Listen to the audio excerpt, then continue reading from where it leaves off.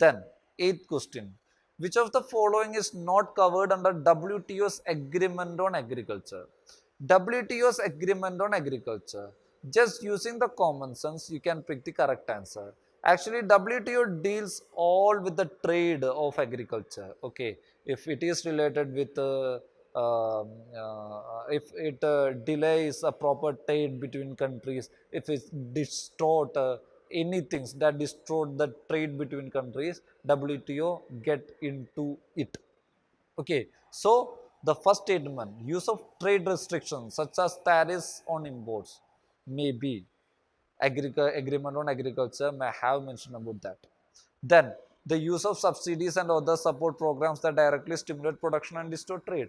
Yes, WTO also engaged in that kinds of topic. The use of export subsidies and other government support schemes that subsidize export.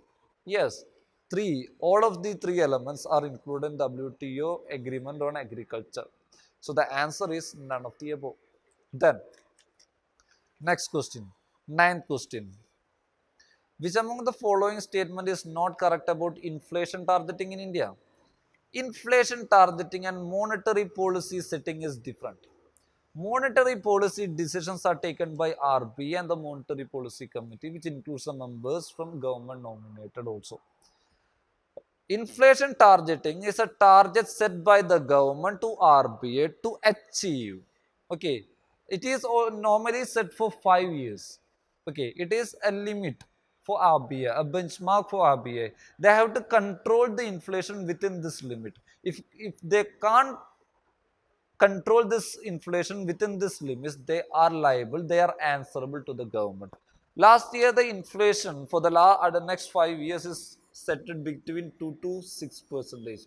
RBI has to control inflation and they have to limit inflation between 2 to 6%. If the inflation rate gone above 6% or below 2% for consecutive 3 months, they have to give explanation for the government to the government.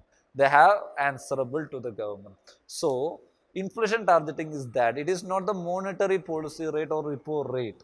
Okay, so regarding inflation targeting rate, which of the statement is not correct? The question is asking for not correct. So be very careful on while reading questions. Not correct. That time you may get into wrong answers. Without reading this not, you may get into wrong answers. First statement, statement A. It is central banking policy that revolves around adjusting monetary policy to achieve a specified annual rate of inflation. Is that correct? Yes, it is correct statement. Central banking policy around adjusting monetary policy revolves around. Then B. Principle of inflation targeting is based on the belief that short-term economic growth is best achieved by maintaining price stability.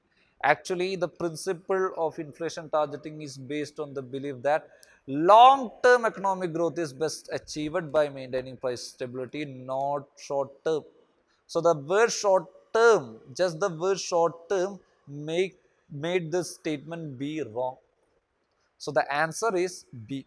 Even though just read the third and fourth statement, option C and option D.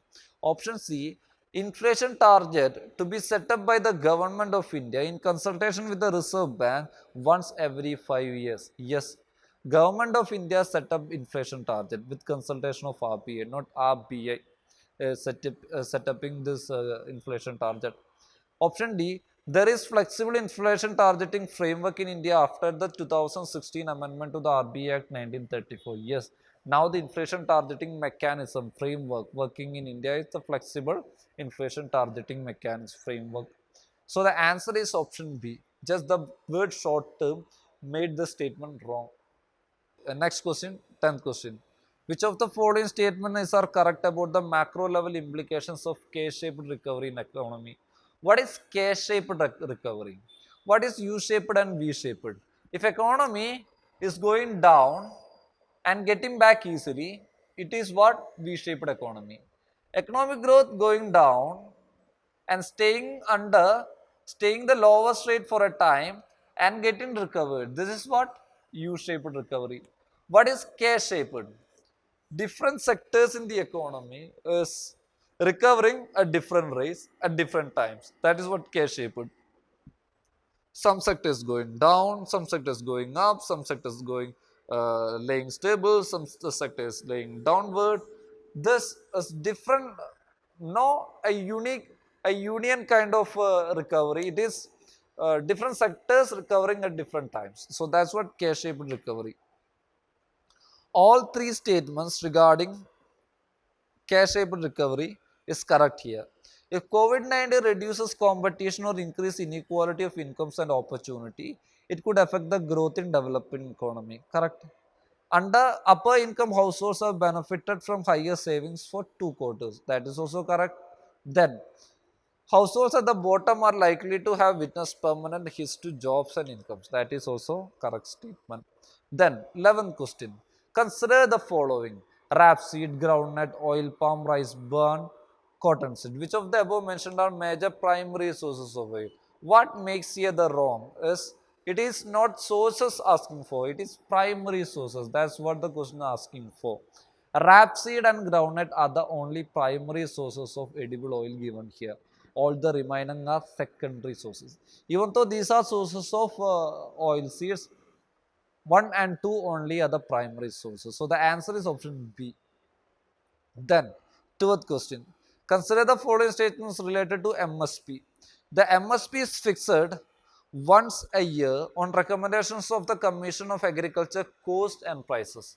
Actually, it is recommended by Commission on Cost and Prices, but it's not fixed once a year. It is fixed twice a year. So the first statement is wrong. Second and third statement is correct. Just read it.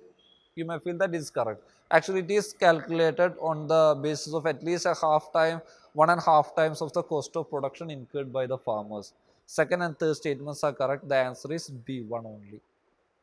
Okay, MSP is very, very important topic. Topics like MSP, cash-shaped recovery, U-shaped recovery, operation twist, topics related with oil seeds. Actually, the edible oil is a topic that's asked for last 2 years. Last year, yes, there is a question regarding oil seed. Why? Because we are an import, we are depending on imports for our oil seeds needs. Till now, still 50 percentage of more oil needs we are meeting through imports. So it's really necessary to have domestic production for edible oil. Why? Because all on the other hand, it will eat out our imports or sorry foreign reserves largely. So we have to be self-sufficient in edible oil. That's very, very important and need of the time.